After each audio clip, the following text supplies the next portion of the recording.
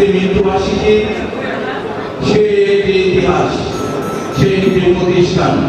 তার সম্বন্ধে যদি আমরা সারাদিন বক্তব্য দিই তাহলেও বলে শেষ করা যাবে না। আপনারা জানেন, শহীদ প্রেসিডেন্টের জন্ম না হলে এই বাংলাদেশ স্বাধীন হতো কিনা সন্দেহ আছে, এবং এই পরিবার থেকে এই শহীদ প্রেসিডেন্টের মৃত্যুর পর তার সহধর্মিণী দেশনেত্রী বেগম খালেদা জিয়া হাল ধরেছিলেন। তিনি দীর্ঘদিন অন্যায়ের বিরুদ্ধে সংগ্রাম করে এবং শেষ পর্যন্ত উনি দেখে গিয়েছেন স্বৈরাচারের পতন। তারপর ওনার মৃত্যুর পর দেশ নেতা তারেক রহমান এই দলের হাত ধরেছেন, কিন্তু ষড়যন্ত্র এখনো শেষ হয় নাই। এই দলের বিরুদ্ধে 1981 সাল থেকে যে ষড়যন্ত্র শুরু হয়েছিল, আজকে 2026 সাল পর্যন্ত এই ষড়যন্ত্র অবিরাম চলিতেছে।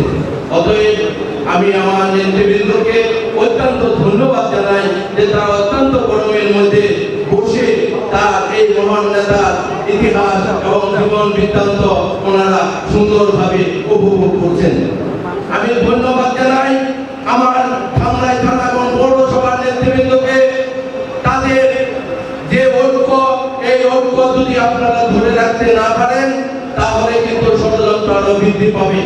আপনারা অচিরে দেখেছেন যে বিভিন্ন গোষ্ঠী বিভিন্ন ভাবে বিভিন্ন বক্তৃতা বিভিন্ন গোপন মিটিং করে এই দলটাকে অস্থিরতা করার জন্য বিভিন্ন ভাবে চেষ্টা করতেছে। আমরা জানি, বিশ্বাস করি আপনারা অত্যন্ত দেশপ্রেমিক, জাতীয়তাবাদী বিশ্বাসী। অতএব আপনারা ঐক্য ধরে রাখুন এবং আমার নেতা আল্লাহ তমিজ ভাইয়ের প্রতি আস্থা রাখুন।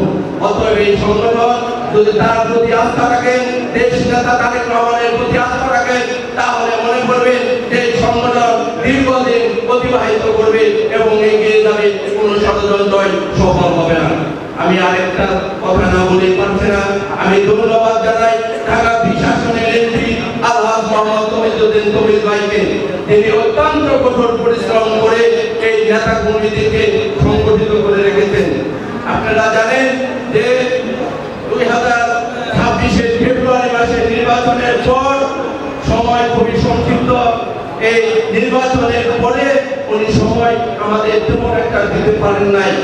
তারপরে নির্বাচনের পরে শুরু হয়েছে রোজা, এবং রোজা 1 মাস রোজা চলে গেছে।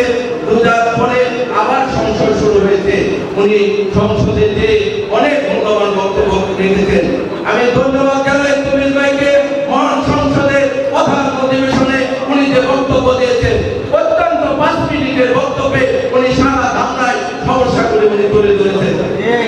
অতএব এই যে বক্তব্য এবং ওনার যে বক্তব্য উনি তুলে ধরেছেন, মাদকের বিরুদ্ধে সংগ্রাম করবেন, উনি মাটি খেকুদের বিরুদ্ধে সংগ্রাম করবেন এবং ধামরাইকে একটি সুন্দর সাবলীল সুন্দর ধামরাই মডেল হিসাবে গড়ে তুলবেন।